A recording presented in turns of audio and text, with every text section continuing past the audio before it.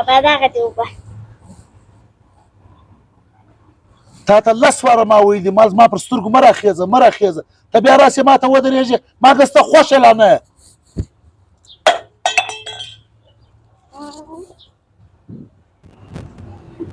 هی څه کوې زوی سره خپلې لوڼې ویې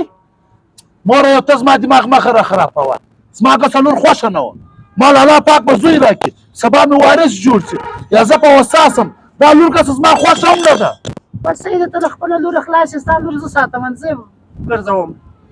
موره د دې هم ضرورت نه پرېوځي زه د دې نن زه بندوبست کوم د دې کار زه ورکوم نن ته خلاص یې زما د لوره څخه راځه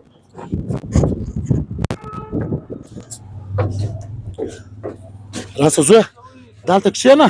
بابا تا له جوس راکړي ښه دی دلته کښېنه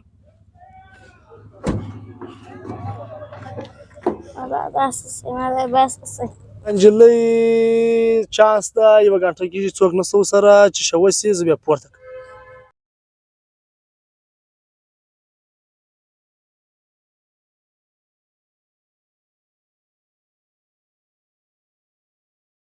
بس د عذابه څخه ځان خلاص کړي بس په بس کې م کښېنوله بس اوس به د هغه مخه ولاړه شي زه به ولاړ سم خپل کور ته جان چوړه اوس د عذابه څخه رالې زوی و موره رالمه ډېر د ناسیاله چمده وکړي ته د الله رحمت له کوره پسې واسي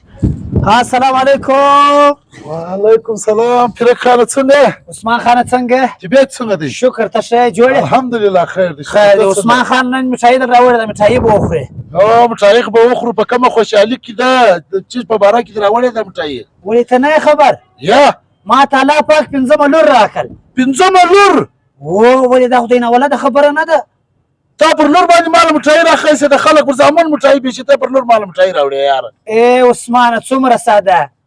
ما ته چې الله پاک اوله لور راکړل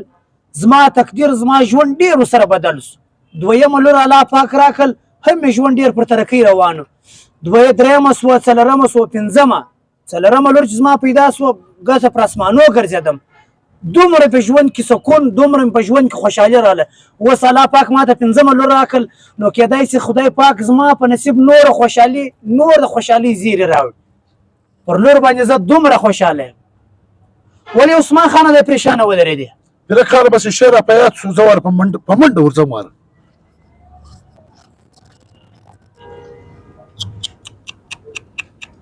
یار عثمانه څونه ناپروا یې د کراچۍ سره روان وم پر جبل نور باندې کښته شوم دا د عثمان لور نه ده هغه هلک څه به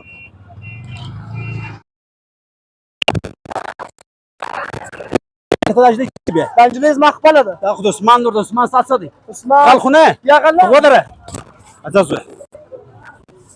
دا نجلۍ چا روانده کړې وه دونه ناپروایي سړی نه کوي یار یاره زرداده تا پر ما باندې ډېر غټ احسان وکړي راته وایه زیری را باندې وکړه چې چش غواړې هغه شی زه در اخلم ما څه خو ډېره غټه غلطي سوې وه ډېر درڅه خوشحاله سوم ستا دا زما خپله بچي د ما پر راورسو تا پر ما باندې ډېر غټ احسان وکړي وایه زرداده چې چش غواړې دا ورور یې در اخلي